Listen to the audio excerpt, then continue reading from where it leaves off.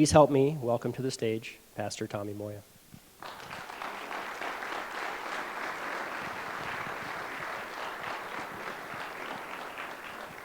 Janet, come on up. Sorry, hon. Thank you all for being here. Long travels.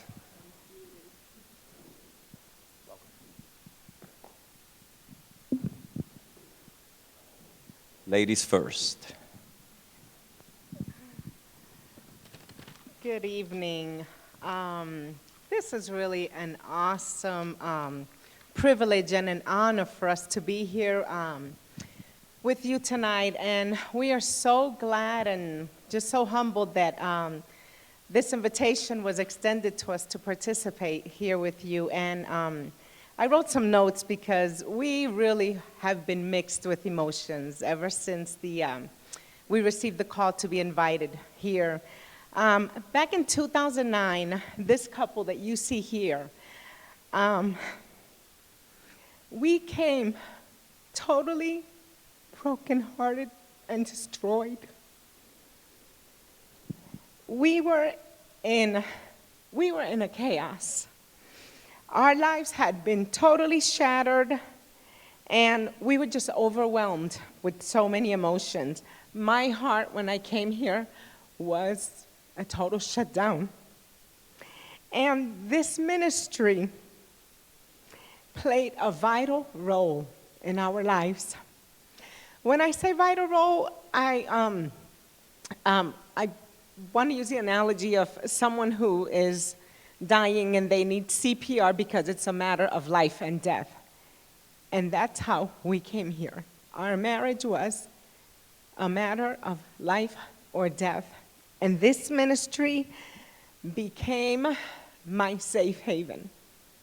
It was somewhere where I was able to come and just step away from the crisis that we were going through. We were both received at the airport by a host couple.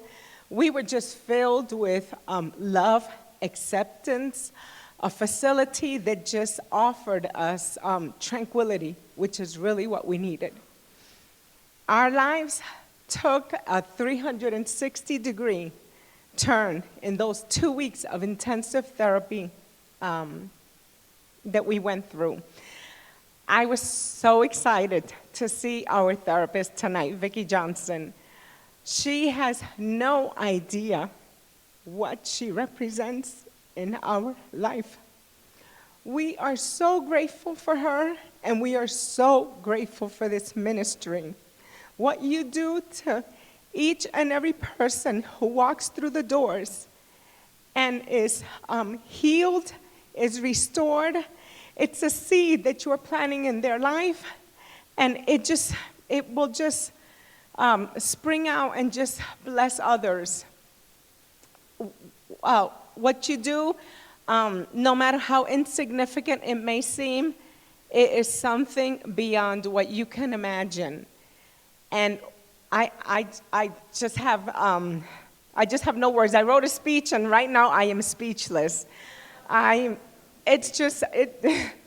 We said at the hotel that we were not going to cry. And I think I ruined it, but that's okay. But today our hearts are healed.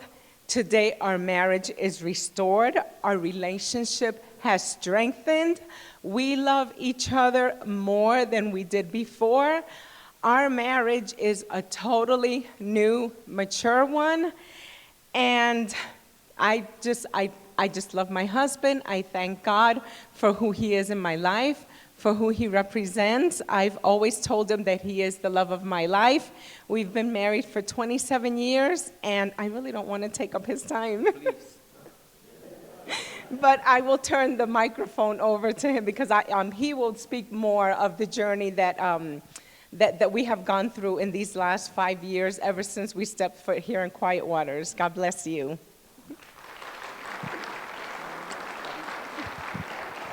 Wow.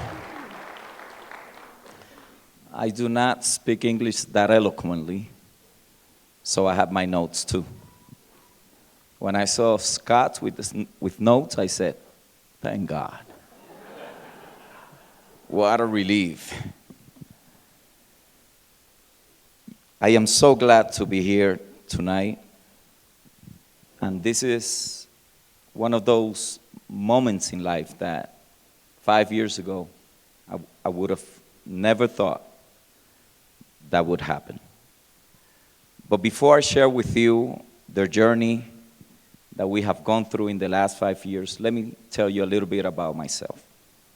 I was born in Puerto Rico, and in 1994, at the age of 18, I came to the United States to live with my aunt. I was not raised in a Christian home, and I had no plans whatsoever to become one. What I have seen, the experiences that we had when we were growing up, that was not something that I was really interested in. But the Lord had other plans. I started visiting a church with my aunt because we had a deal. And the deal was that I could live for free in her house if I would go to church with her on Sunday. So what do you think that I said? I said, you got a deal. So that was the deal. Not long after that, I met Janet, and we both accepted the Lord as our personal Lord and Savior. I developed a deep and profound love and passion for the Lord and ministry. And in 1986, we got married, and 2 years after that, I became a youth pastor under the mentorship of my senior pastor, and we had an incredible youth ministry.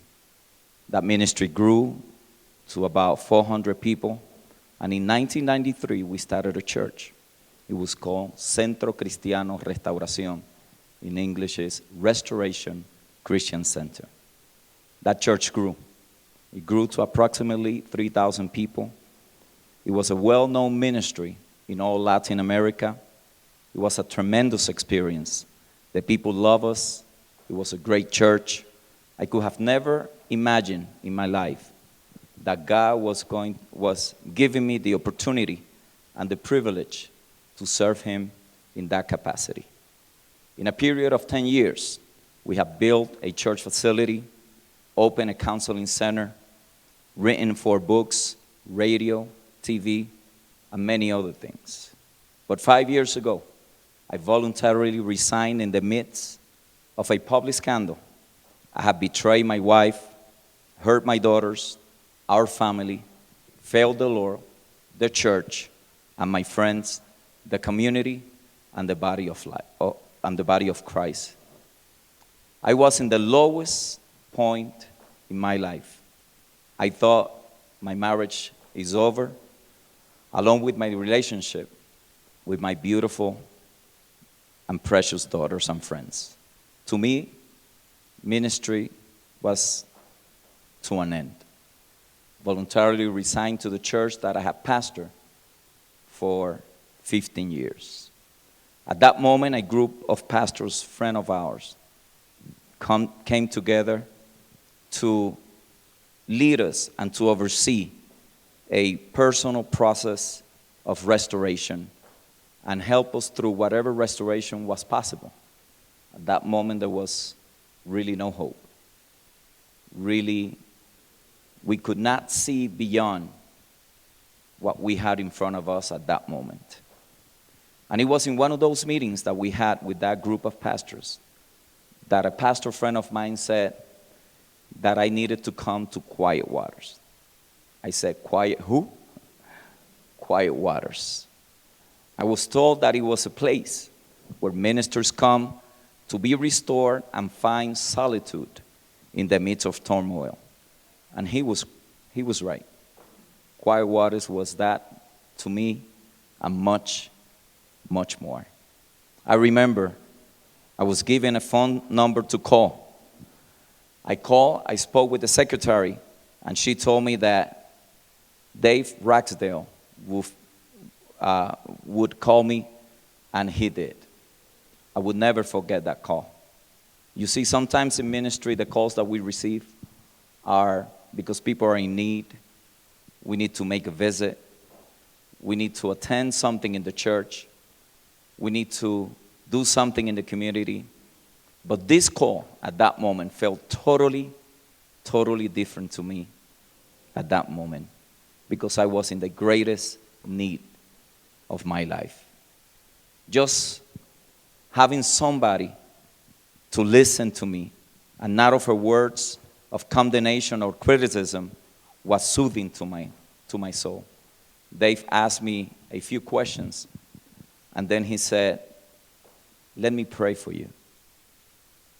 In the past, I had many people pray for me, but that prayer was totally different. There is something when you're going through the darkest moment in your life, like prayer begins to give you a new hope. 3 weeks after that, my wife and I came here. A broken marriage, a broken life, and a broken minister. What could these people do? I was not sure, but QuietWaters was the place that the Lord had assigned to our life in that terrible ordeal that we were going through. We felt welcome, loved, encouraged, and in the midst of hopelessness, a new hope began to emerge.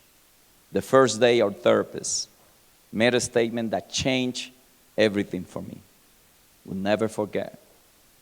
I have shared this statement with so many people, churches, leadership retreats, and I always say, this is what my therapist told me the first day that we met. She said, "Mr. Moya, no sin can be justified, but no sin forms in a void. Let's work for the next 2 weeks and let's find out what happened to you." Wow, so simple, but then at the same time, so profound. Those 2 weeks were one of the most intense weeks in my life. The couple that had arrived so distraught, right after the 4th day, a new hope started to emerge. By the end of the 2 weeks intensive therapy, the couple that thought 22 years of marriage had come to an end, a commitment was made. And we made a commitment that we were going to finish our life journey together. I began to regain perspective, understanding, sensibility, and the Lord began a process of restoration and healing for us. It was the beginning of a new life and a new marriage. So maybe now you can understand why we are so happy, so honored, and so privileged to be here today. I was not supposed to be here, but thank God for QuietWaters and the dedication of every counselor, every staff member, and every leadership that happens in this ministry.